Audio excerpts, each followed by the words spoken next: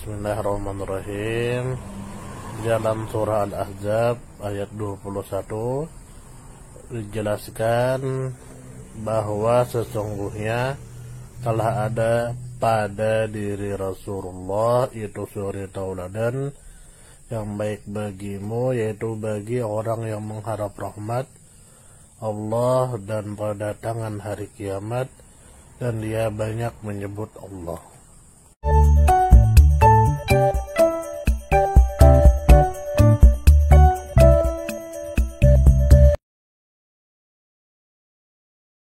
Bismillahirrahmanirrahim. Kembali lagi dengan channel Menjelang Tidur.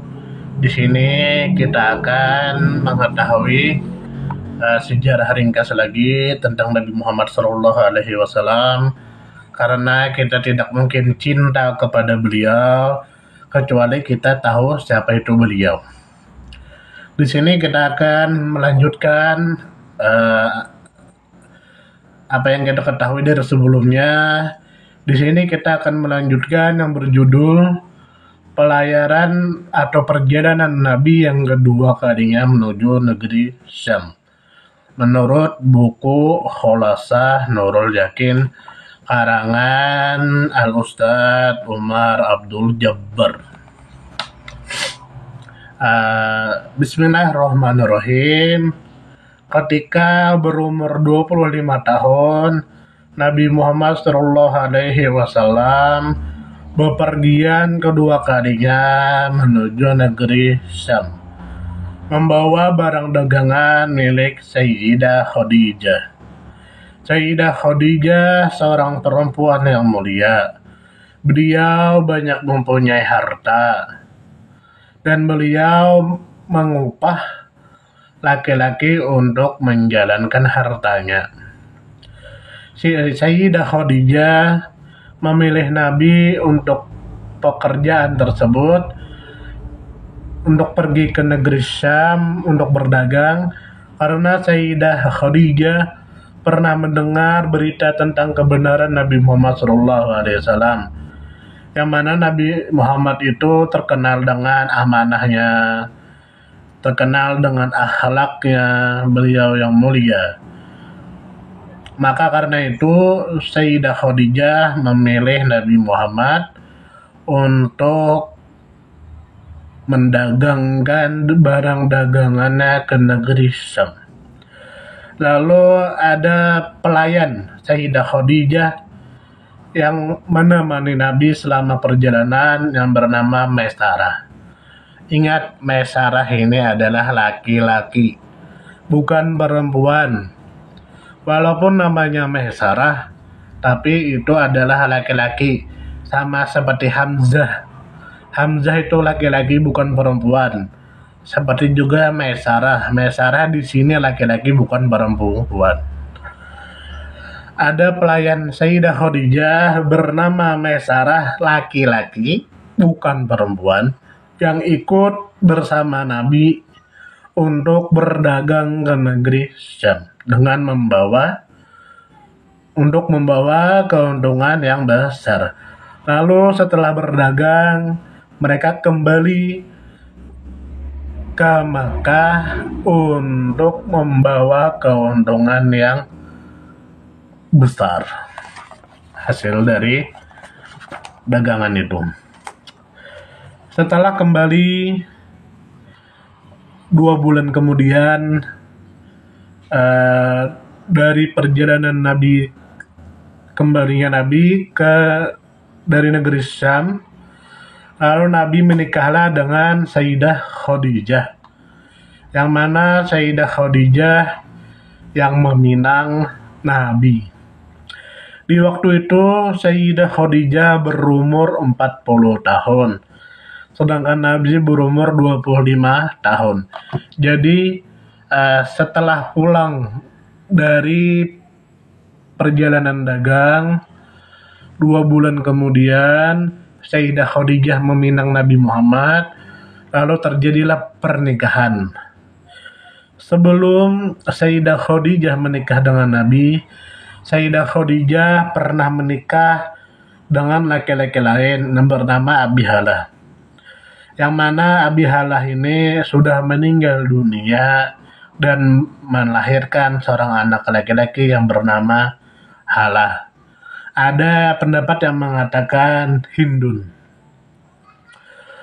Lalu terjadilah pernikahan antara Nabi Muhammad dengan Sayyidah Khadijah, yang mana pernikahan itu berlangsung selama 25 tahun, dan Nabi selama 25 tahun itu tidak pernah menikahi perempuan lain selain Sayyidah Khadijah.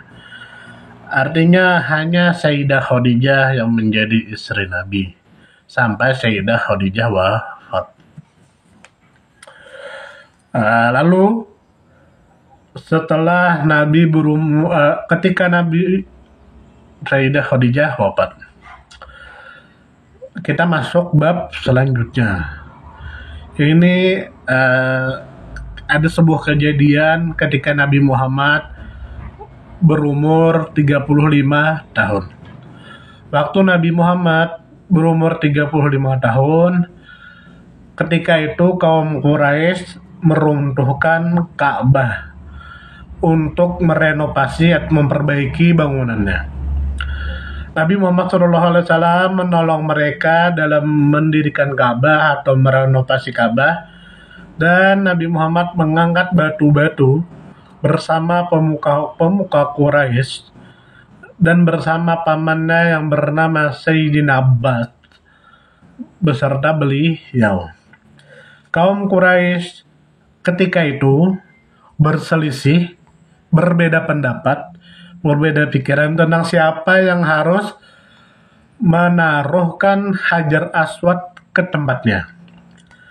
Kemudian mereka berunding dan sepakat bahwa yang meletakkan batu Hajar Aswad itu adalah siapapun yang masuk pertama kali ke Masjidil Haram.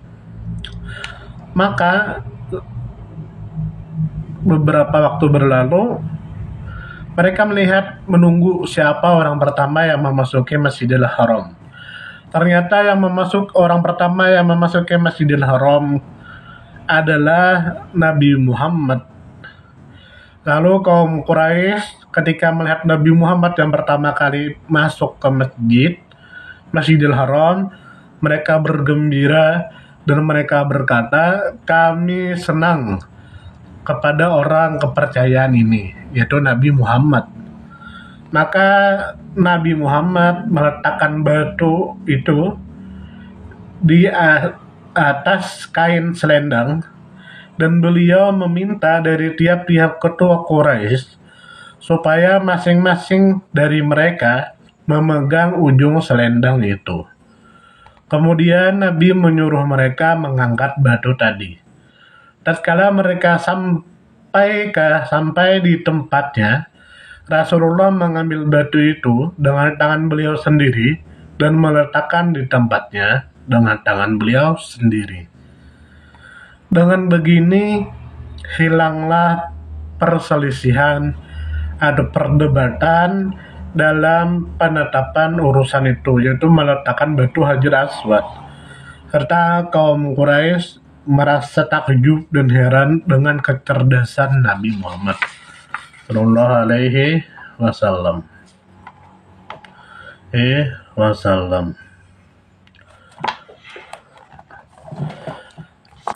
Lanjut ke bab selanjutnya, yaitu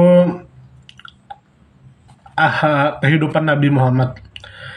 Nabi Muhammad itu terkenal di antara kaumnya dengan sifat-sifat beliau yang terpuji, seperti jujur, amanah, sabar, malu, rendah diri, sehingga orang-orang memberikan gelar kepada beliau dengan gelar Al-Amin. Artinya orang yang dipercaya atau bersifat amanah. Kaum dan keluarga Nabi sangat mencintai Nabi Muhammad, dan mereka sangat menghormati Nabi Muhammad. Sesungguhnya Allah telah memelihara Nabi Muhammad dari perbuatan-perbuatan jahiliyah yang tidak baik, sejak dari Nabi Muhammad kecil. Beliau tidak pernah sekalipun minum arak, dan beliau tidak pernah sekalipun sujud kepada berhala atau patung. Sebelum menjadi nabi, Allah telah memuliakan beliau dengan beberapa mukjizat yang menunjukkan kebesaran masa di hadapan beliau. Dari antara mukjizat itu ialah dimudahkan adanya awan bagi Nabi dalam perjalanan beliau yang kedua kalinya ke negeri Syam. Artinya awan menaungi Nabi selama perjalanan ke negeri Syam, tidak pernah kepanasan. Tatkala ketika umur Nabi mendekati 40 tahun, Nabi sangat suka menjauhkan diri dari bergaul dengan manusia, serta beliau sangat suka beribadah. Nabi memilih tempat ibadah di Gua Hira, yakni sebuah gunung di jalan Mekah, sebuah gunung yang ada di jalan kota Mekah. Nabi membawa bekal ke gua tersebut. Apabila bekal makanannya itu habis, maka Nabi kembali kepada istri beliau, Siti Khadijah, lalu mengambil bekal makanan. Nabi Muhammad menjalankan ibadah tersebut di Gua Hira menurut agama datuk beliau, yaitu Nabi Ibrahim, dari 10 hari sampai sebulan lamanya. Dari sini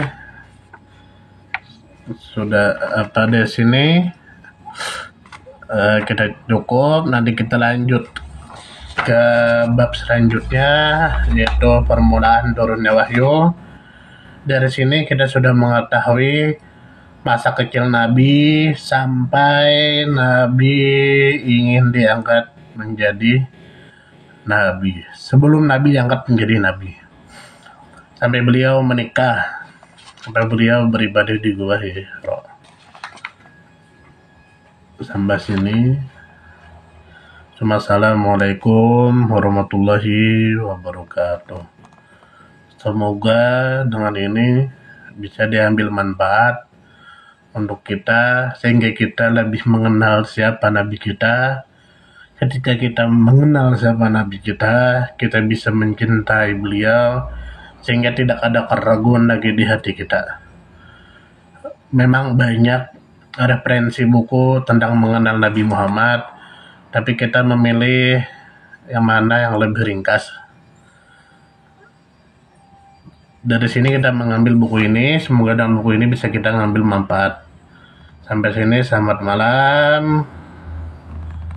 Assalamualaikum.